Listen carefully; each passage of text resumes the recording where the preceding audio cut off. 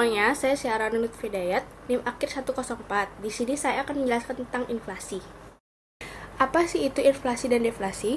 Inflasi merupakan kenaikan harga barang secara umum di mana terdapat kecenderungan terhadap peningkatan harga secara terus-menerus dalam kurun waktu tertentu. Peristiwa kenaikan harga yang dimaksud bukan hanya dari satu atau dua barang saja, akan tetapi meluas pada hampir seluruh barang yang ada di suatu kota atau negara. Lalu, deflasi sendiri merupakan suatu kondisi di mana terjadi penurunan harga-harga barang secara masif dan terus-menerus pada periode yang singkat. Deflasi ini sangat bertolak belakang sekali dengan inflasi karena disebabkan oleh kenaikan harga-harga barang secara umum. Oleh karena itu, deflasi bisa diartikan yaitu kebalikan dari inflasi itu sendiri, yaitu karena penurunan tingkat inflasi dalam suatu negara. Saya akan menjelaskan tentang jenis-jenis inflasi. Yang pertama, ada yang berdasarkan pada tingkat keparahannya, yaitu inflasi diukur dengan menggunakan perhitungan indeks harga atau IHK, yang merupakan ukuran statistik yang bisa memperlihatkan perubahan-perubahan pada harga komoditas dan jumlah barang yang dibeli konsumen dari waktu ke waktu. Yaitu, yang pertama ada inflasi rendah, yaitu di bawah 10%. Lalu ada inflasi sedang antara 10-30%, lalu ada inflasi tinggi antara 30-100%, lalu ada hiperinflasi, yaitu lebih dari 100%. Lalu ada berdasarkan penyebabnya, yaitu adanya demand pull inflation, yakni kondisi di mana tingginya permintaan masyarakat terhadap barang sehingga terjadi inflasi. Lalu yang kedua ada push cost inflation, yakni kondisi di mana kenaikan biaya produksi berimbas pada naiknya harga barang, sehingga terjadinya inflasi. Lalu ada mixed inflation, yaitu kondisi inflasi disebabkan oleh tekanan permintaan dan inflasi dorongan biaya. Yang ketiga ada berdasarkan sumbernya.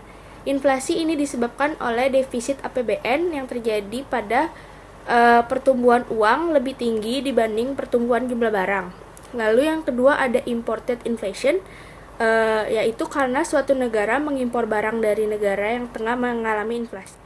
Inflasi juga dapat menimbulkan dampak negatif maupun juga dampak positif, yaitu dampak positifnya adanya peredaran perputaran barang lebih cepat, produksi barang yang bertambah karena keuntungan pengusaha bertambah, lalu adanya kesempatan kerja dan pendapatan nominal bertambah.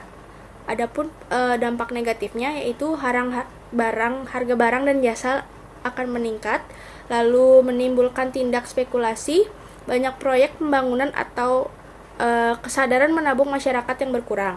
Nah, sekarang kita sudah mengetahui dampak dan penyebab dari inflasi tersebut. Lalu, adapun kebijakan untuk mengatasi inflasi. Inflasi itu terjadi karena secara alamiah, bukan dari karena fenomena ekonomi yang dapat dihindari dan hanya dapat diatasi. Untuk melakukan hal ini perlunya penanganan serius dalam pengerjaannya dengan cara-cara yang dapat diambil dengan melakukan kebijakan-kebijakan, yaitu kebijakan fiskal dan moneter.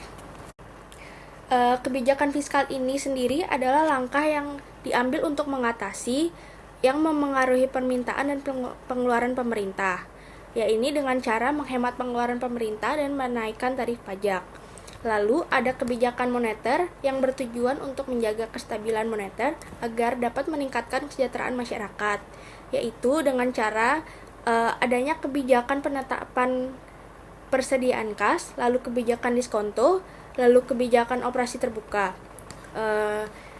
Selanjutnya ada kebijakan lainnya. Di samping kedua kebijakan itu, kita juga dapat meningkatkan produksi dan menambah jumlah barang di pasar, lalu menetapkan harga maksimum untuk beberapa jenis barang.